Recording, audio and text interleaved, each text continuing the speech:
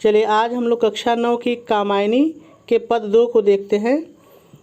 और सबसे पहले आप प्रसंग क्या लिखेंगे देख लीजिए। सिर्फ प्रसंग में आप इतना लिखेंगे कि प्रस्तुत पद्यांश में श्रद्धा ने मनु के रूठने के कारण को बताया है। देखिए अब इसकी व्याख्या हम लोग समझे इसके पहले थोड़ी सी बात सुन लीजिए। मैंने पहले पद में बताया था कि श्रद्धा और मनु जो है पति पत्नी हैं और श्रद्धा के पेट में उसकी संतान है।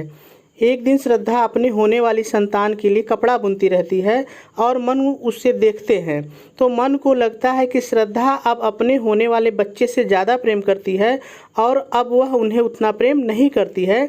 इस बात से नाराज होकर के जो मनु हैं वो सारस्वत प्रदेश चले जाते हैं और श्रद्धा उन्हें खोजने के लिए निकल पड़ती है।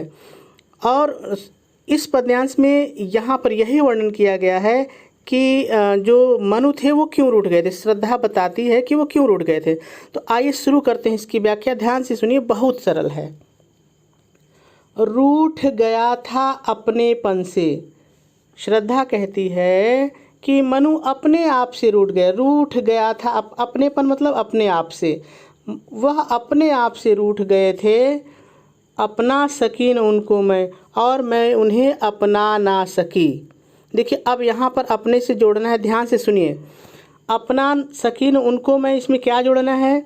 मैं उन्हें उस रूप में नहीं अपना सकी जैसा वह चाहते थे।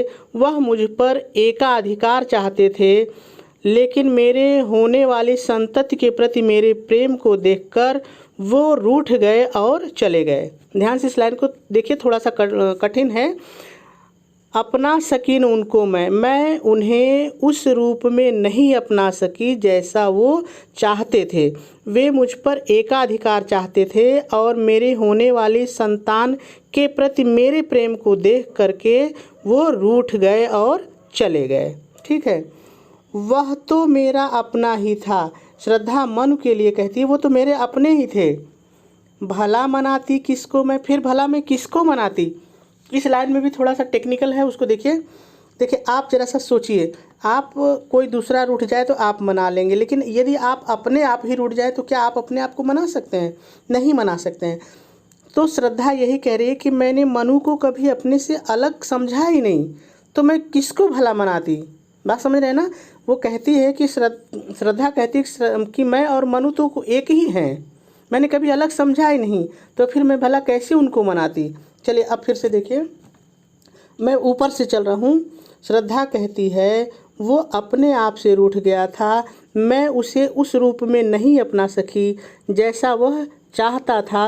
वह मुझ पर एकाधिकार चाहता था और मेरे होने वाले संतान के प्रति मेरे प्रेम को देखकर वह रूठ करके चला गया।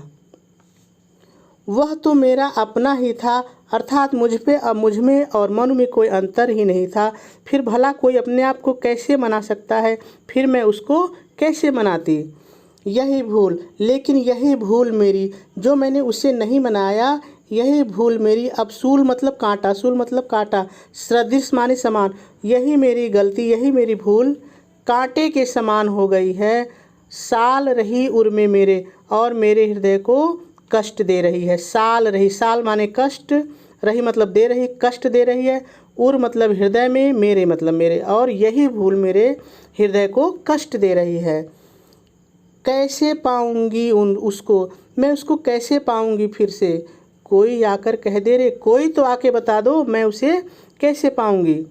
ठीक है, उम्मीद है समझ में आ गया होगा। एक बार फिर से देखिए आपको कॉपी में कैसे लिखना है।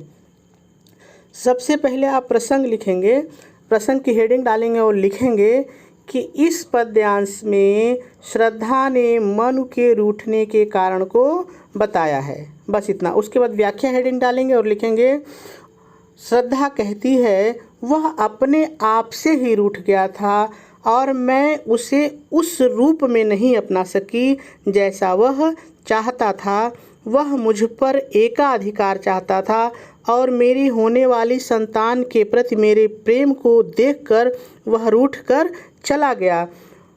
वह तो मेरा अपना ही था, वह तो मेरा अपना ही था, फिर भला अपने आप को कोई कैसे मना सकता है, फिर मैं उसको कैसे मनाती।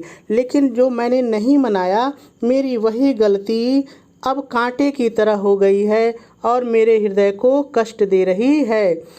कोई तो आकर के मुझे बता दो कि मैं उसको फिर से कैसे पाऊंगी।